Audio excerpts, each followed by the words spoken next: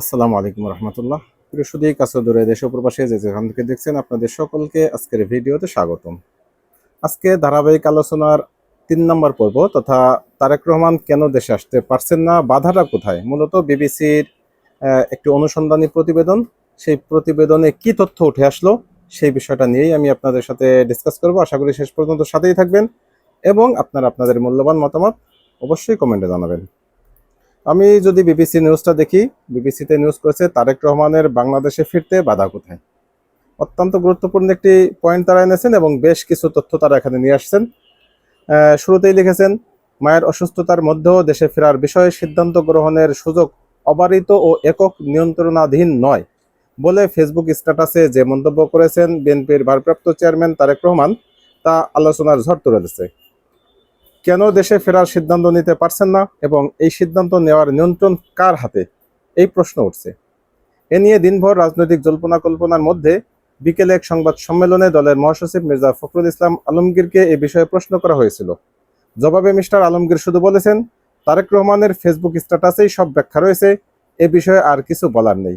এটি আসলে একটি রহস্যময় কথা, কারণ তারেক রহমানের স্ট্যাটাসে যদি সব স্পষ্টই থাকতো তাহলে মানুষের ভিতরে এই জল্পনা কল্পনা কখনোই উদ্ভব হতো না, বা মানুষ এটা নিয়ে আলোচনা সমালোচনা করতেন না, প্রশ্ন আসতো না যে তাহলে বাধাটা কে দিচ্ছে, এই বাধা কে, বা তার যে অবারিত নয় সিদ্ধান্ত নেওয়ার ক্ষেত্রে একক নিয়ন্ত্রণ নেই, আসলে নিয়ন্ত্রণটা কার হাতে, এই বিষয়টা স্পষ্ট না থাকার কারণেই মূলত জনমনে প্রশ্ন উঠছে। ওদিকে তারেক রহমানের ফেসবুক স্ট্যাটাসের কয়েক ঘন্টা পর বিকেলে প্রধান উপদেষ্টার প্রেস সচিব শফিকুল আলম ফেসবুক পোস্ট দিয়ে বলেছেন, এ ব্যাপারে তারেক রহমানের ফেরা সরকারের তরফ থেকে কোনো বিধিনিষেধ অথবা কোনো ধরনের আপত্তি নেই। মিস্টার রহমান অবশ্য অক্টোবরের শুরুতে বিবিসি বাংলাকে দেওয়া সাক্ষাৎকারে দ্রুতই দেশে ফিরে নির্বাচনে অংশ নেওয়ার কথা জানিয়েছিলেন। তার দলের নেতারা বলেছিলেন যে তিনি নভেম্বরেই দেশে ফিরবেন। আমি ইতিপূর্বেও বেশ কয়েকটা ভিডিও বানিয়েছিলাম, শর্ট ভিডিও, যেখানে বলা হয়েছিল যে তারেক রহমান নভেম্বরের 20 তারিখের দিকে উমরায় যাবেন, উমরার থেকে ফেরত এসে মানে সার্টেনলি সে বাংলাদেশে প্রত্যাবর্তন করবেন। কিন্তু নভেম্বর শেষ হওয়ার মাত্র একদিন আগে মিস্টার রহমান নিজেই জানালেন যে এ বিষয়ে সিদ্ধান্ত নেওয়ার নিয়ন্ত্রণ তার নেই। প্রসঙ্গত, সম্প্রতি বিবিসি বাংলাকে দেয়া সাক্ষাৎকারে ক্ষমতাচ্যুত প্রধানমন্ত্রী শেখ হাসিনার ছেলে সজীব ওয়াজেদ জয় বলেছিলেন যে বাংলাদেশের বড় দুটি দলের নেতৃত্বে পরিবর্তন আনতে একটি অগণতান্ত্রিক তৎপরতা রয়েছে। দুই দলেরই নেতৃত্ব পরিবর্তনে বিদেশ থেকে একটা খেলা চলছে, এখানেও একটা হিন্স থাকতে পারে।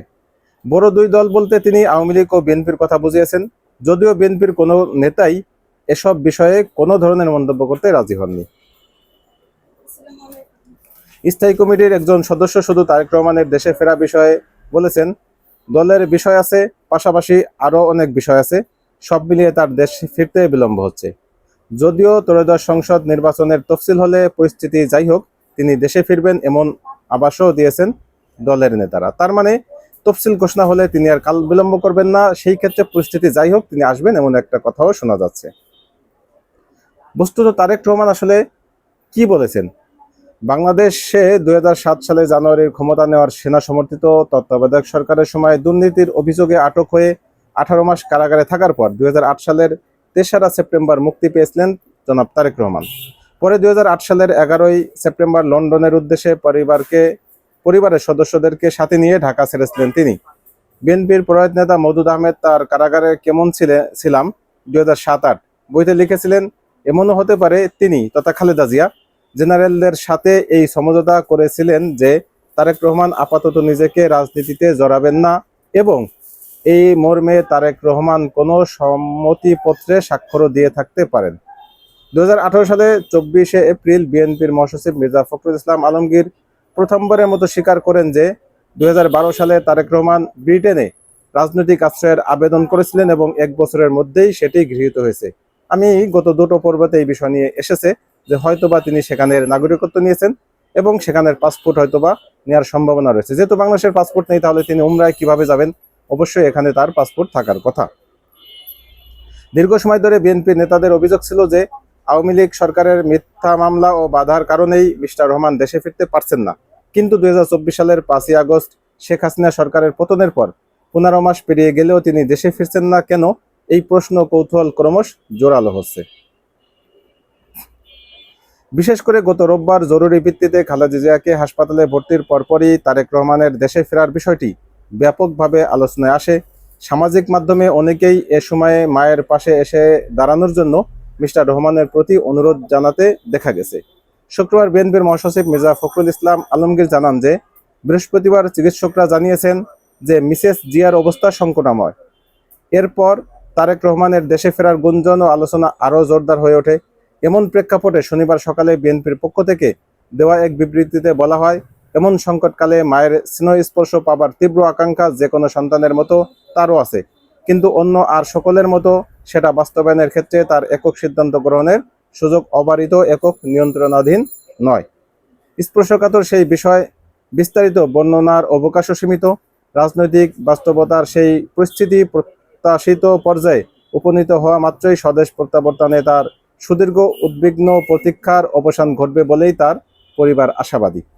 এর কিছুক্ষণ পর তারেক রহমান নিজেও তার ভেরিফাইড ফেসবুক পাতায় একই স্ট্যাটাস দেন, যাতে অনেকটাই পরিষ্কার হয়ে ওঠে যে তার দেশে ফেরার সিদ্ধান্তটি পুরোপুরি তার উপর নির্ভর করছেন না। একই সাথে তার ও বিএনপির বিবৃতিতে স্পষ্ট বলা হয় যে এ বিষয়ে বিস্তারিত বলার সুযোগই তার বা দলের নেই। এখানেও একটা প্রশ্ন যে কেন সুযোগ থাকবে না, তাহলে ভিতরে কি ঘটছে?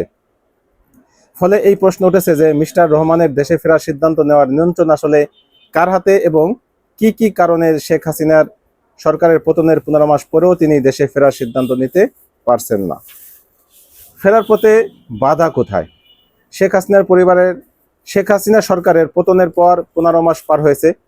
এরই মধ্যে আওয়ামী লীগ আমলে এবং তার আগে সেনা সমর্থিত তত্ত্বাবধায়ক সরকারের সময়ে দায়ের হওয়া সব মামলা থেকে আইনি প্রক্রিয়াতেই অব্যাহতি পেয়েছেন তারেক রহমান ও তার স্ত্রী জুবাইদা রহমান। পাশাপাশি নিরাপত্তা নিশ্চিতের জন্য বিএনপির দিক থেকে 2টি বুলেট প্রুফ গাড়ি কেনা ও অস্ত্রের লাইসেন্সের আবেদনের খবর সংবাদ মাধ্যমে এসেছে। ফলে মামলা ও নিরাপত্তাজনিত কারণে তার দেশে ফিরতে দৃশ্যত কোনো বাধা ছিল না। এই বিষয়ে আজকে আমরা দেখেছি আইন উপদেষ্টা ডক্টর আসিফ নজরুল স্যার তিনি স্পষ্ট বলেছেন যে জনাব তারেক রহমানের দেশে আসার ক্ষেত্রে আইনগত কোনো বাধা নেই। এটি আমাদের পররাষ্ট্র উপদেষ্টাও বিষয়টি স্পষ্ট করেছিলেন যে তিনি যদি দেশে আসার জন্য ট্রাভেল পাস চান তাহলে একদিনের ভিতরে তার ট্রাভেল পাস দেওয়া হবে। তবে বিএনপির কিছু সূত্র বলছে তারেক রহমানের ফেরার বিষয়ে প্রভাবশালী কয়েকটি দেশের আপত্তির বিষয়টি কাজ করে থাকতে পারে। তবে কোন দেশ, কেন ও কিভাবে তাদের এই আপত্তির কথা জানিয়েছে তার সূত্রগুলো নিশ্চিত করতে পারেননি। এটা একটা অত্যন্ত গুরুত্বপূর্ণ একটি বিষয় যে অন্য দেশ যদি আপত্তি জানায় সেই আপত্তির বিষয়টা আমরা আসলে না বলতে পারছে না সেই বিষয়ে কোনো পদক্ষেপ নিতে পারছে। এটা একটা গুরুতর একটি অভিযোগ। যদি এটা সত্য হয়ে থাকে তাহলে সেটা বাংলাদেশের রাজনৈতিকভাবে বাংলাদেশের উপর হস্তক্ষেপ করার এক নোংরা উদাহরণ হয়ে থাকবে। রাজনৈতিক বিশ্লেষক মহিউদ্দিন আহমেদ বলেন, ফেসবুকে তারেক রহমান যা বলেছেন তাতে মনে হয় দেশে আসার বিষয়টি তার নিজের উপর নির্ভর করে না এবং আরো অনেক ফ্যাক্টর আছে যার উপর তার নিয়ন্ত্রণ নেই। উইকিলিক্সের ফাঁস হওয়া প্রতিবেদনে তারেক রহমানের বিষয়ে যুক্তরাষ্ট্রের আপত্তির বিষয়টি সামনে এসেছিল এবং যে যাই বলুক না কেন ভারত ও যুক্তরাষ্ট্রের নীতির পরিবর্তন না হলে তারেক রহমান দেশে ফিরবেন কোন ভরসায়? অর্থাৎ ভারত এবং যুক্তরাষ্ট্র যদি তারা নীতি পরিবর্তন না করে তথা তারেক রহমানের প্রতি তাদের সদয় মনোভাব ব্যক্ত না করেন তাহলে তিনি কোন ভরসায় বাংলাদেশে আসবেন? একটা প্রশ্ন এখানে আনা হয়েছে।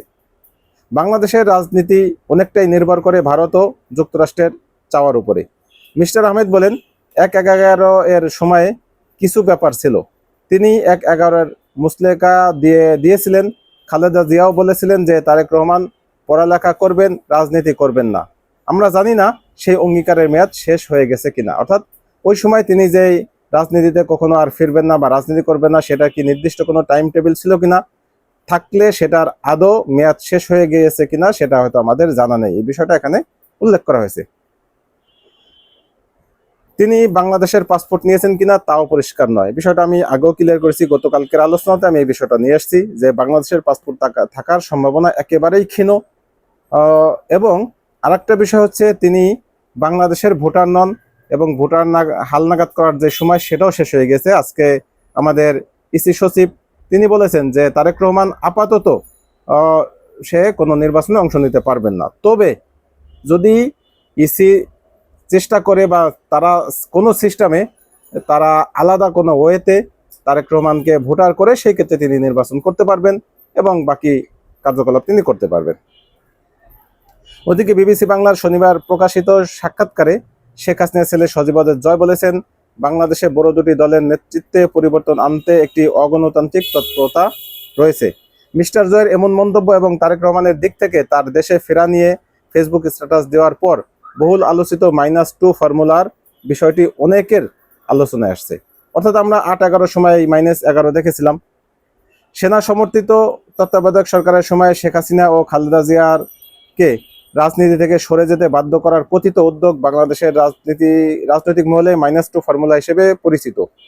মহিউদ্দিন আহমেদ বলেন, -2 নিয়ে যত কথা বলি না কেন, তখন আসলে এজেন্ডা ছিল -4। সেটা ছিল দুই পরিবারের ধারাবাহিক শাসনের বিরুদ্ধে একটা ব্যবস্থা নেওয়া।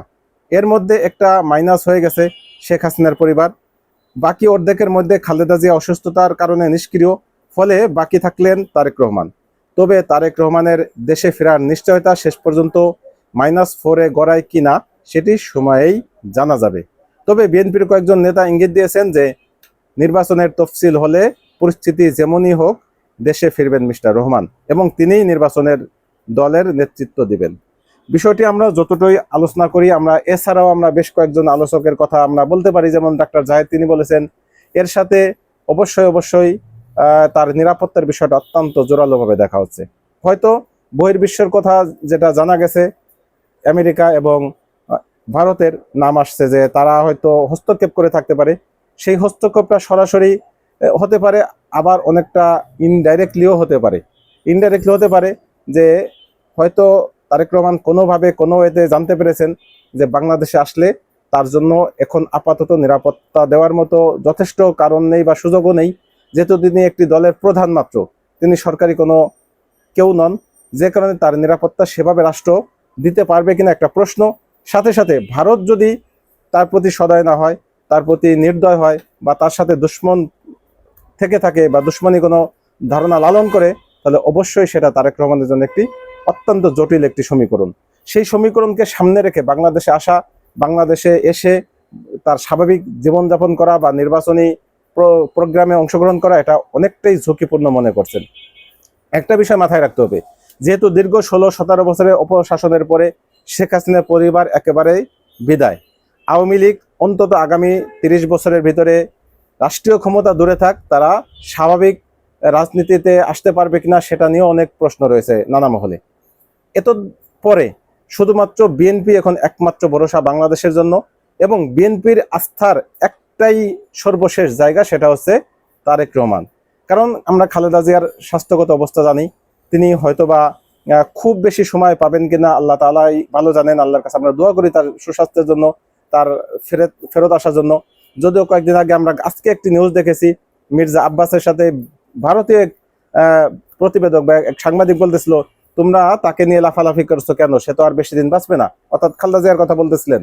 তাকে এভাবেই ডিজাইন করা হয়েছে, অর্থাৎ তাকে ফুড পয়জনিং এর মাধ্যমে কারাগারে এমন ভাবে করা হয়েছে যে সর্বোচ্চ বড় জোশে 2 বছর বাঁচবেন। তো আমরা দেখেছি ইতিপূর্বে 2 বছরও পার হয়ে গেছে। আল্লাহ তাআলার অশেষ কৃপায় হয়তো তিনি এখনো বেঁচে আছেন, কতদিন বেঁচে থাকতে পারবেন সেটা আল্লাহ মাহবুদ জানে।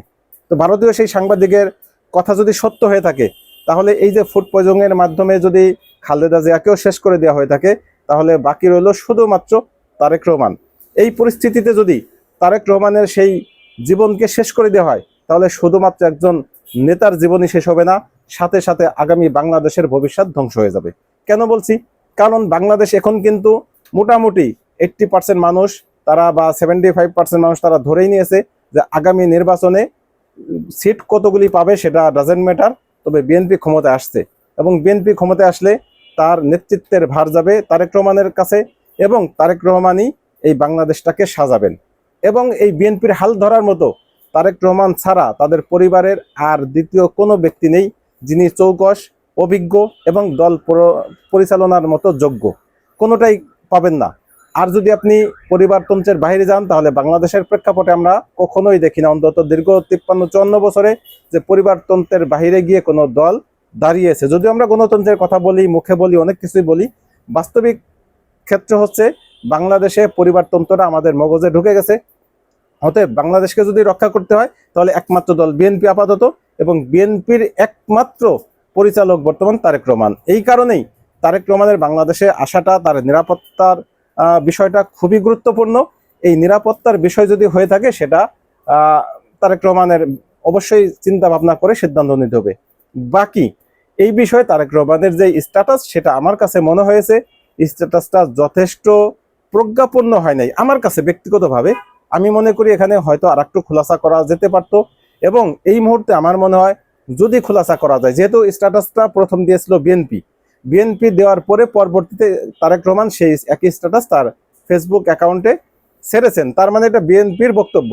তাহলে বিএনপি এখন এই বিষয়টা যদি ক্লিয়ার করে এবং সত্যিকার অর্থে যদি বহিঃশক্তির কোনো সেই সম্ভাবনা থাকে, তাহলে আমার মনে হয় বর্তমান আমরা বেগম খালেদা জিয়ার পাশে যেরকম সারা বাংলাদেশের সকল শ্রেণীর মানুষ একাট্টা হয়ে দাঁড়িয়েছেন, আমার মনে হয় যদি ভারত বা অন্য যে কোনো রাষ্ট্রের যদি কোনো হুমকি থাকে, নিরাপত্তাজনিত কোনো আশঙ্কা থাকে, সেই বিষয়টা যদি ফ্ল্যাশ করা হয়, তাহলে আমার মনে হয় বাংলাদেশের সকল জনগণ রাস্তায় নেমে আসবে এবং তারেক রহমানের নিরাপত্তার জন্য তারা আওয়াজ তুলবে, তারেক রহমানকে বাংলাদেশে ফেরত আনার জন্য তারা আওয়াজ তুলবে।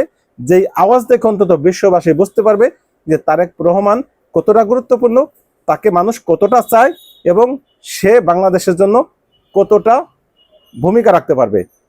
তাহলেই একমাত্র সম্ভাবনা তৈরি হবে যে তারেক রহমান নিরাপদে এবং সকল রক্তচক্ষু উপেক্ষা করে বাংলাদেশে আসতে পারবেন। আমরা চাই তিনি দ্রুতই বাংলাদেশে আসুক এবং বাংলাদেশে এসে নতুন একটি বাংলাদেশ বিনির্মাণে যে ভূমিকা রাখা দরকার সেটা তিনি করবেন, নির্বাচনী বৈতরণী পার করবেন এবং ভবিষ্যৎ প্রধানমন্ত্রী হবেন, সেই প্রত্যাশা ব্যক্ত করেই আজকের মতো আলোচনাটি শেষ করছি। আপনাদের যে কারো কোনো কমেন্ট থাকলে অবশ্যই কমেন্টে ভুলবেন না।